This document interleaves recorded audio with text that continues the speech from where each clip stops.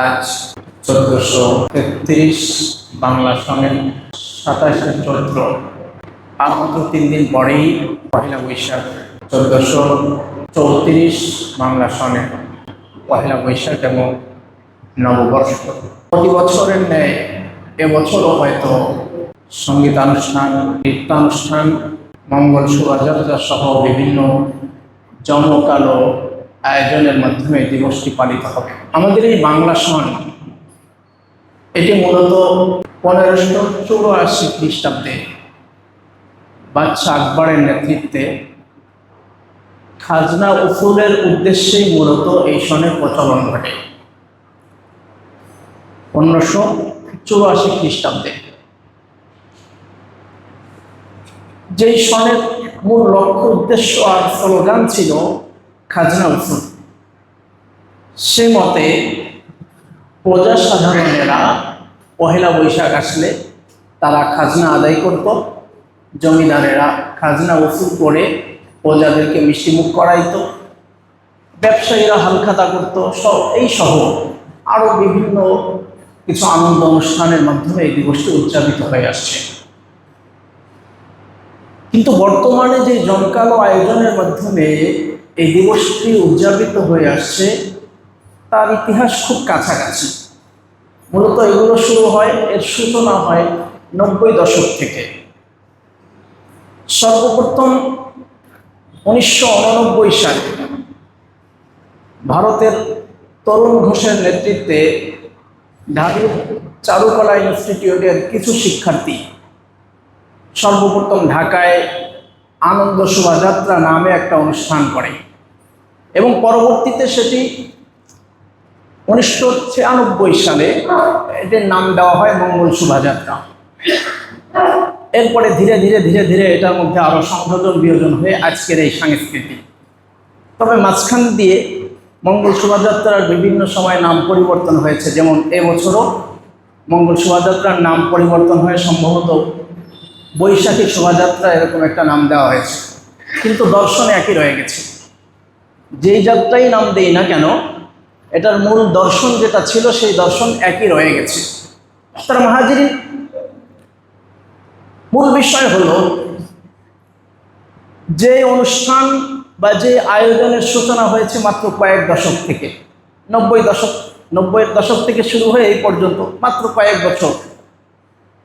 তো এর আগে এই দেশে যে বাঙালির বসবাস ছিল, যে বাঙালির অস্তিত্ব ছিল, সেই বাঙালির মাঝে ঘটা করে নতুন করে কোনো একটা আয়োজন, সেটা কিভাবে এই বাঙালির চিরন্তন বা প্রাচীন সংস্কৃতি হতে পারে? এটা বলা যেতে পারে জোরপূর্বক চাপিয়ে দেওয়া একটা সংস্কৃতি। কারণ এদেশে বাঙালির বসবাস, এদেশের বাঙালির অস্তিত্ব আরও শত বছর আগের থেকে, কিন্তু ঘটা করে একটা আয়োজন আমাদের দেশে শুরু হয়েছে, আমরাও সেটা শুরু করে দিয়েছি। আস্তারা মাহাজিরি, আবার আমাদের দেশের অনেকের দর্শন এমন, অনেকের দৃষ্টিতে এই দিবসটি বা এই আয়োজনটি মূল বৈশিষ্ট্য হলো সার্বজনীনতা। তারা মূলত বলতে চায় যে সকল ধর্ম বর্ণের দেওয়াল টপকে নারী পুরুষের ভেদাভেদ ভুলে গিয়ে একেবারে কাঁধে কাঁধ মিলিয়ে এই দিবসটি উদযাপন করবে, এই দিবসের যাবতীয় আয়োজনে শরীক থাকবে। আস্তারা মাহাজিরিন, নিরপেক্ষ দৃষ্টিতে যদি পর্যবেক্ষণ করা হয় তাহলে দেখা যায় সার্বজনীনতার ঢেকুর তুলে মূলত যে আয়োজনগুলো এই দিবসে করা হয় সেই আয়োজনগুলোর অন্যতম একটি আয়োজন হলো মঙ্গল শোভাযাত্রা। যে মঙ্গল শোভাযাত্রায় এমন কিছু প্রতীক বহন করা হয় বা এমন কিছু মূর্তি বহন করা হয় যেগুলো মুসলিম সংস্কৃতির সাথে যায় না, যেগুলোকে অশুভ শক্তির দূরীকরণ এবং মঙ্গল কামনার জন্য গণ্য করা হয়। এটা সম্পূর্ণ তাওহীদ বিরোধী কথা। কারণ মঙ্গল অমঙ্গলের মালিক একমাত্র আল্লাহ তাআলা। এর বাইরে অন্য কোনো কিছুকে কল্যাণ বা মঙ্গলের বাহন কল্যাণ বা মঙ্গলের প্রতীক মনে করা এটা সম্পূর্ণ শিরক। ইন্নাল্লাহা লা ইয়াগফিরু আন ইউশরাকা বিহি ওয়া ইয়াগফিরু মা দুনা যালিকা লিমান ইয়াশা। আল্লাহ তাআলা শিরকের গুনাহ ছাড়া যত গুনাহ আছে সব চাইলে মাফ করে দিতে পারেন, কিন্তু শিরকের গুনাহ ক্ষমা করবেন না। আসসালামু আলাইকুম। 90% মুসলিম দেশে সেই মুসলিমদের ধর্মীয় বিশ্বাসের সাথে সাংঘর্ষিক কোনো আয়োজন কিভাবে সেই দেশের সংস্কৃতি হতে পারে বা সেই দেশের সার্বজনীন কোনো উৎসব হতে পারে, এটা আদৌ সম্ভব নয়। কারণ এই দেশের বসবাস 90% মুসলিম। সার্বজনীন কোনো উৎসব যদি হতে হয় তাহলে সেই সংখ্যাগরিষ্ঠ মুসলিম দেশের মুসলিম নাগরিকের ধর্মীয় বিশ্বাসে আঘাত না হানে, ধর্মীয় বিশ্বাসের খেলাফ না হয়, এটা অবশ্যই লক্ষ্য রাখতে হবে। কিন্তু দেখা যায় সম্পূর্ণ উল্টা। মুসলিম অধ্যুষিত এলাকায় মুসলিমদের সংস্কৃতি হবে অমুসলিম কায়দা, এটা তো হতে পারে না। মোহতারাম হাজিরিন, তাছাড়া এই যে প্রতীকগুলো বা মূর্তিগুলো ধারণ করা হয়ে থাকে, বহন করা হয়ে থাকে এই মঙ্গল শোভাযাত্রায়, সেগুলো হিন্দু ধর্মের বিভিন্ন দেবতার বাহন এবং পূজনীয় বস্তু। আমরা যদি লক্ষ্য করি তাহলে দেখতে পাই এখানে যেই মূর্তিগুলো বা যেই প্রতীকগুলো খুব বেশি পরিমাণে বহন করা হয় তার মধ্যে একটা আছে পেঁচা। এই পেঁচা তাদের একটা দেবী, তাদের লক্ষ্মী দেবীর বাহন।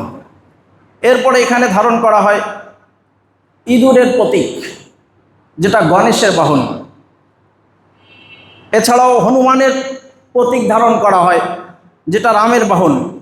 হাঁস সরস্বতীর বাহন, দেখতে পাবেন হাঁস, একটা হাঁসের প্রচুর পরিমাণে প্রতীক বা মূর্তি এই অনুষ্ঠানের মধ্যে ধারণ করা হয়। আর সর্বাগ্রে যেটা থাকে বাঘ, সিংহ, হাতি ইত্যাদির বাহন, ইত্যাদি যেই আকৃতিগুলো থাকে, এই আকৃতিগুলো দুর্গার বাহন।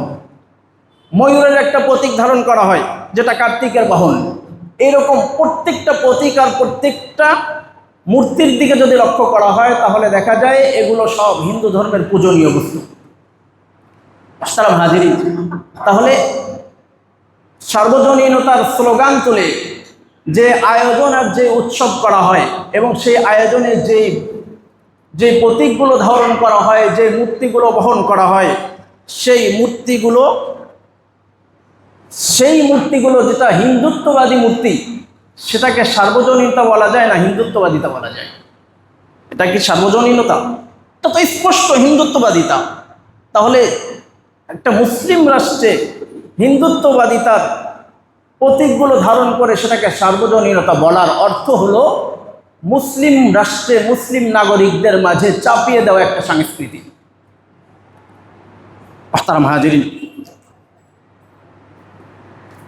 কোনো বিশেষ ধর্মের বিশেষ কোনো প্রতীক বা সেই ধর্মের মর্যাদাশীল কোনো বস্তু সেটা অন্য ধর্মের প্রতীক হতে পারে না, অন্য ধর্মের জন্য সার্বজনীন সংস্কৃতি হতে পারে না।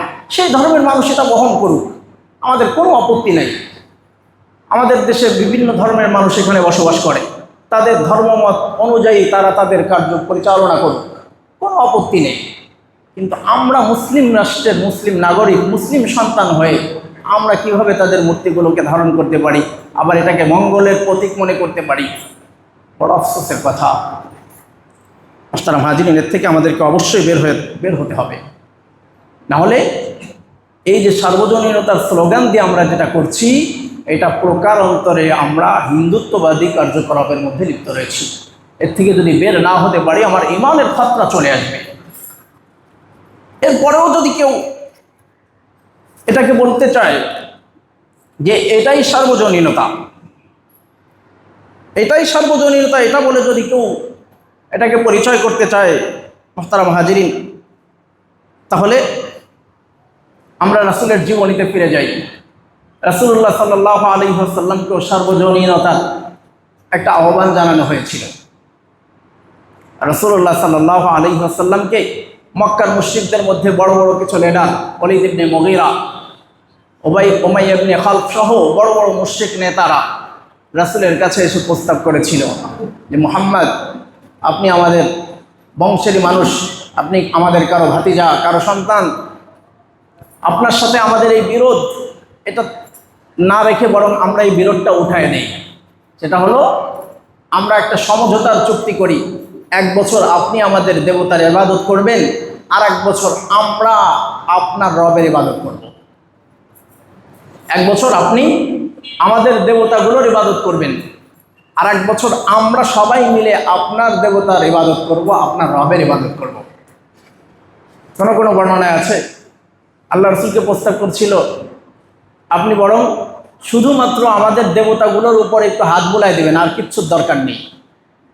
সাথে সাথে কোরআনের আয়াত নাজিল হয়ে গেল, পুরো একটা সূরা অবতীর্ণ হয়েছে, কুল ইয়া আইয়ুহাল কাফিরুন লা আ'বুদু মা তা'বুদুন ওয়ালা আনতুম আবিদুনা মা আ'বুদ ওয়ালা আনা আবিদুম মা আবাদতুম ওয়ালা আনতুম আবিদুনা মা আ'বুদ লাকুম দীনুকুম ওয়ালিয়া দীন। আল্লাহ তাআলা রাসূলুল্লাহ সাল্লাল্লাহু আলাইহি ওয়াসাল্লামকে সম্বোধন করে বললেন, হে রাসূল, আপনি বলে দিন, ইয়া আইয়ুহাল কাফিরুন, হে কাফের সম্প্রদায়, হে কাফের সম্প্রদায়, লা আ'বুদু মা তা'বুদুন, তোমরা যার ইবাদত করো আমি তার ইবাদত করি না। লা আ'বুদু মা তা'বুদুন, তোমরা যার ইবাদত করো আমি তার ইবাদত করি না, করব না।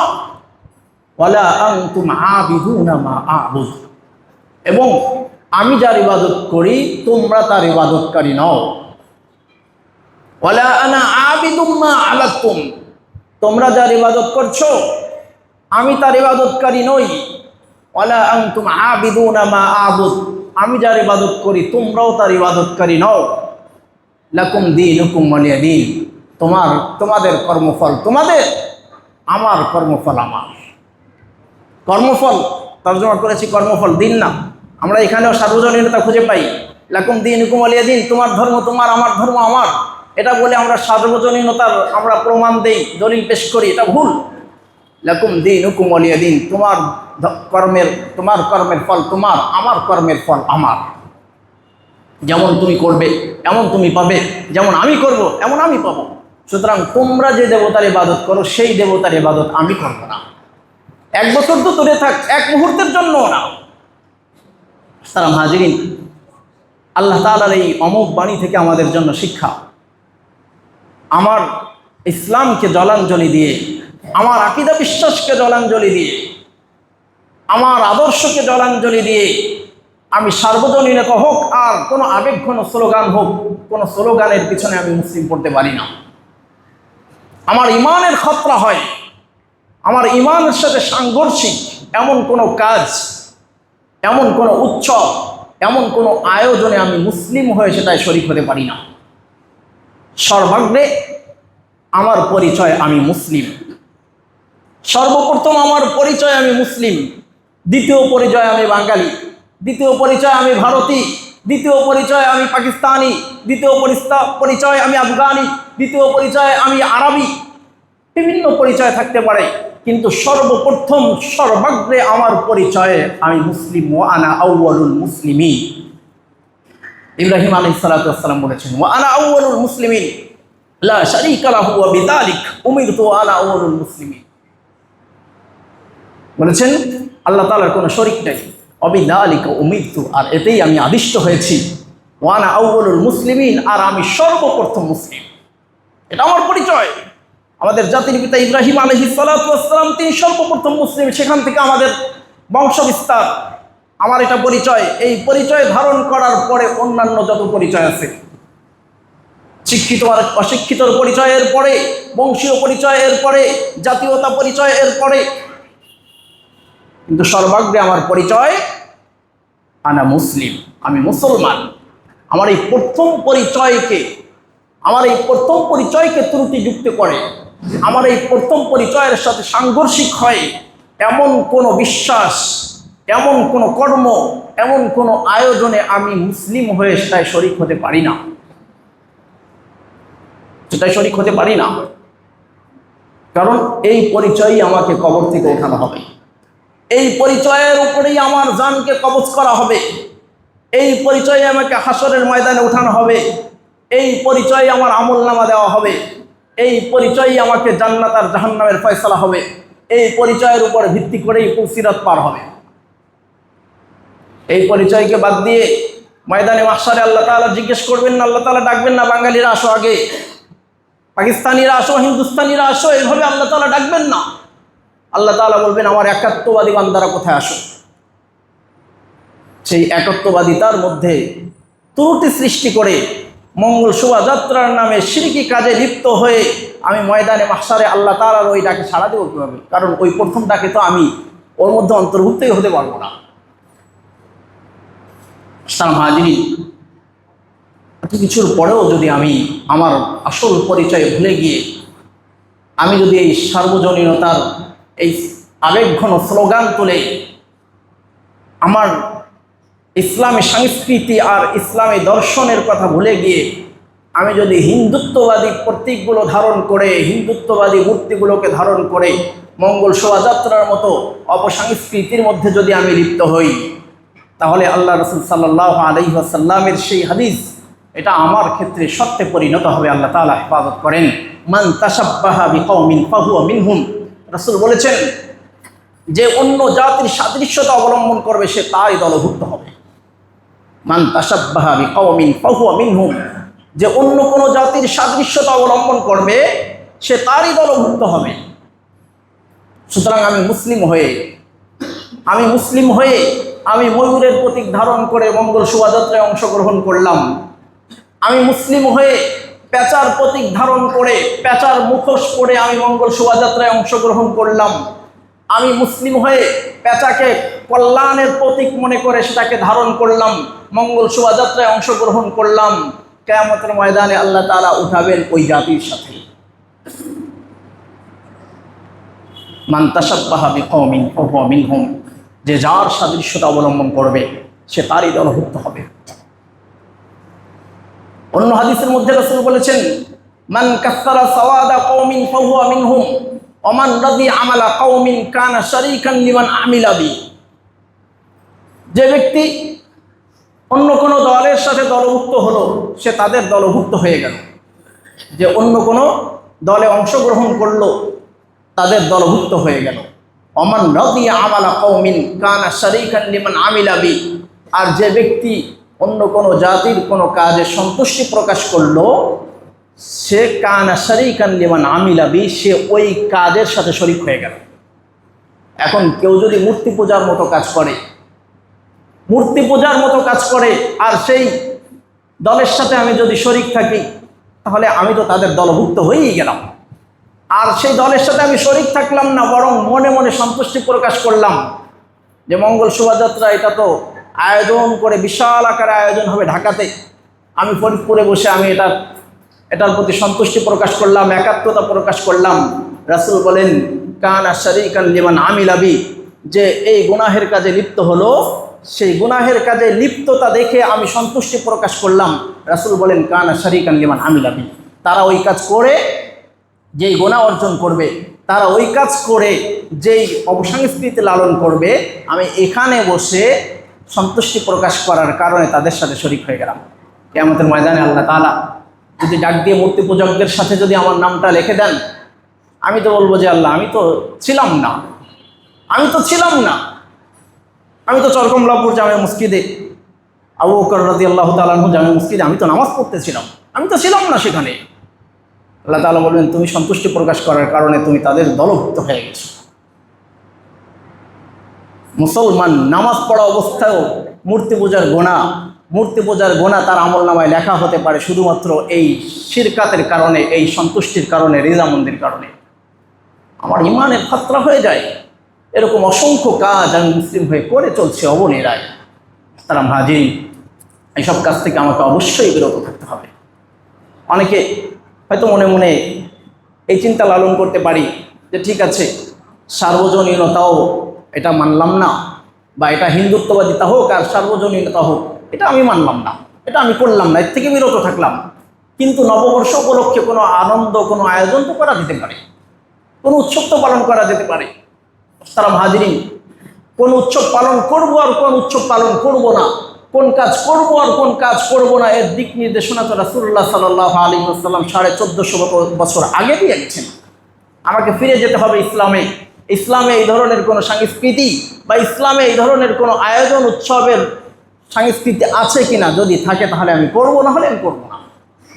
যেহেতু আমি মুসলিম, আমার প্রথম পরিচয় মুসলিম, আমার একটা আদর্শ আছে, আমার একটা আদর্শের প্রতীক আছে, আমার একটা আদর্শের সূচনা আছে, আমি সেই জায়গায় ফিরে যাব, সেখানে দেখব যে আছে কিনা আমার সেই আদর্শের মধ্যে।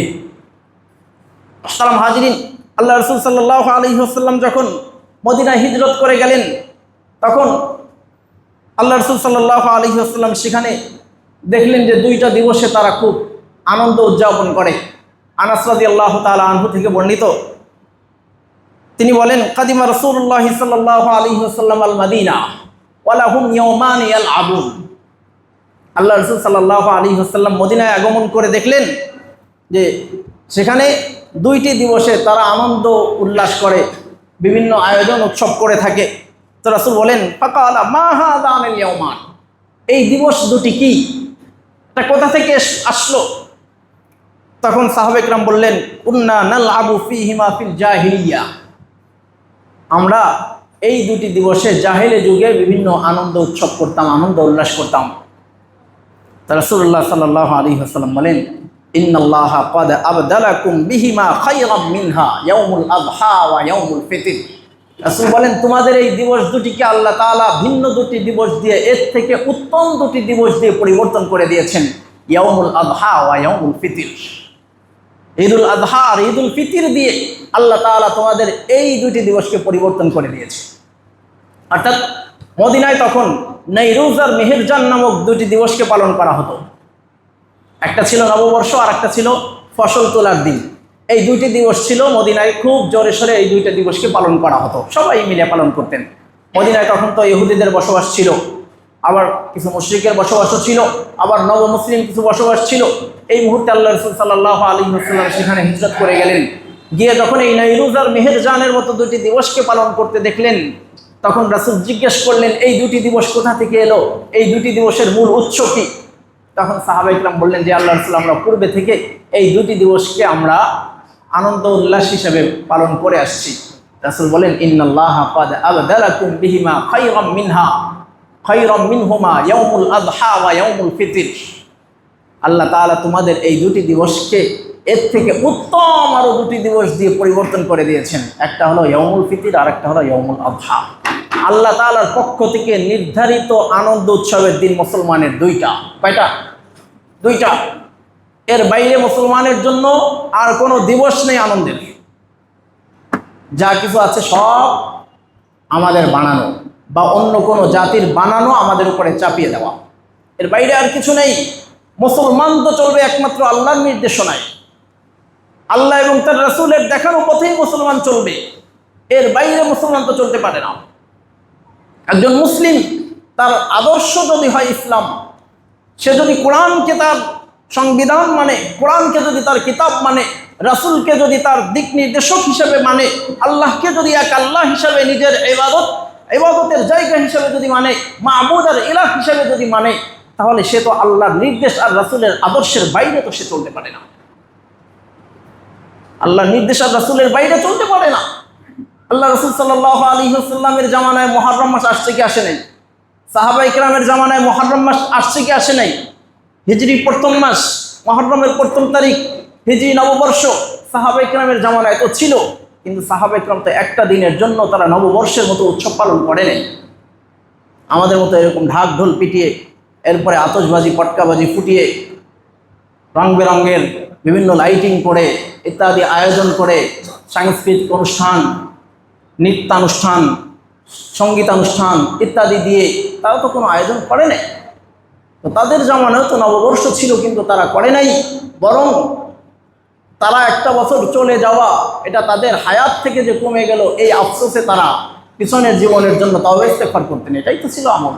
একজন মুসলিমের আমল তো এমনটা হওয়া চাই, একটা বছরের প্রস্থানে আর একটা বছরের নতুন বছরের আগমনে একজন মুসলিমের চিন্তা চেতনা তো এমন হওয়া চাই যে হায়, আমার জীবন থেকে একটা বছর চলে গেল, আমার হায়াত থেকে একটা বছর চলে গেল, আর কতদিন বাঁচবো জানি না। এই পিছনের এই জিন্দেগিতে আমি কতটুকু আমল করতে পারলাম, কতটুকু অর্জন করতে পারলাম, কতটুকু নেকি আমার আমল নামায় জমা হলো, আর কতটুকু গুনাহ আমার আমল নামায় জমা হলো, এটা হিসাব কষার সময় তো এখন। এটার হিসাব কষার সময় এখন। আল্লাহ রাসূল সাল্লাল্লাহু আলাইহি ওয়াসাল্লাম তো তাই বলেছেন, আল কাইয়িসু মান দালা নাফসাহু ওয়া আমিলা লিমা বা'দাল মাউত। প্রকৃত জ্ঞানী হলো ওই ব্যক্তি যে মান দালা নাফসাহু, নিজের নফসের হিসাব নেয়, নিজের হিসাব নেয় আমি কি পরিমাণ আমল করতে পারলাম এই হিসাব নেয়। ওয়া আমিলা লিমা বা'দাল মাউত, এবং মৃত্যু পরবর্তী জীবনের জন্য আমল করে। এই হলো প্রকৃত জ্ঞানী। প্রকৃত জ্ঞানী এই ব্যক্তি যে নিজের নফসের হিসাব নেয়, সকাল থেকে সন্ধ্যা পর্যন্ত আমি কি কি ভালো কাজ করেছি, কি কি নেকির কাজ করেছি আর কি কি গুনাহের কাজ করেছি। নেকির কাজের উপরে শুকরিয়া জ্ঞাপন করা আর গুনাহের কাজের জন্য তওবা ইস্তিগফার করা, হয় আমার একটা গুনাহ হয়ে গেল, এই তো প্রকৃত জ্ঞানী। এবং সেই সাথে মৃত্যু পরবর্তী জিন্দেগি, আখিরাতের জিন্দেগির জন্য বেশি বেশি নেক আমল করবে, এই হলো প্রকৃত জ্ঞানী। কারণ আমার আপনার প্রকৃত আবাস তো আখিরাত, সেই প্রকৃত আবাসের জন্য আমল করে, এই তো প্রকৃত জ্ঞানী। মুহতারাম হাজিরিন, আজকে আমরা সামান্য কিছুদিনের জিন্দেগি পেয়ে আখিরাতকেও ভুলতে বসেছি, আল্লাহকেও ভুলতে বসেছি। কোনটা আমার ইমানের জন্য খতরা আর কোনটা আমার ইমানের জন্য খতরা নয়, সেটাও আমি নিরূপণ করতে ভুলে গেছি। ধর্মকর্মের একেবারে কোনো তোয়াক্কা না করে একেবারে যা মন চায় তাই করে চলছি। এটা কি আমার ইমান থাকছে কি থাকছে না, সেই বিবেচনা করারও সময় আমার নেই। অথচ কিয়ামতের ময়দানে যে আমাকে আল্লাহর সামনে দাঁড়াইতে হবে, এই বিশ্বাস তো আমার আছে। আখিরাতে যে হিসাব নিকাশের একটা মজলিস বসবে, সেই বিশ্বাস তো আমার আছে। তাহলে সেই দিবসে গিয়ে আমার আমল নামার হিসাবটা কেমন হবে, সেই চিন্তা কি আমার মনের মধ্যে একবার জাগ্রত হয় না? যদি জাগ্রত হয়, তাহলে আমি কিভাবে একজন মুসলিম হয়ে মঙ্গল শোভাযাত্রার মতো একটা হিন্দুয়ানি সংস্কৃতি কিভাবে আমি মুসলিমের সন্তান হয়ে পালন করতে পারি? সালাম হাজির, বিগত জীবনে যেটা হয়ে গেছে সেটার জন্য তওবা ইস্তেগফার করি। সামনে এই ধরনের কোনো সংস্কৃতিতে আমি না জড়াই, বরং প্রত্যেকটা আনন্দ উৎসব, প্রত্যেকটা আয়োজনের আগে আমি এটা চিন্তা করব, আমার ইসলাম এটাকে সমর্থন করে কি করে না। যদি ইসলাম সমর্থন করে তাহলে আমি এটা করব, যদি সমর্থন না করে তাহলে যতই ভালো মনে হোক না কেন, যতই সুন্দর মনে হোক না কেন, আমি মুসলিম হয়ে সেটা করব না ইনশাআল্লাহ। আল্লাহ তাআলা আমাদের সবাইকে এই প্রতিজ্ঞা করার তৌফিক দান করেন। আমিন। ওয়া আখিরু দাওয়ানা আলহামদুলিল্লাহি রাব্বিল আলামিন।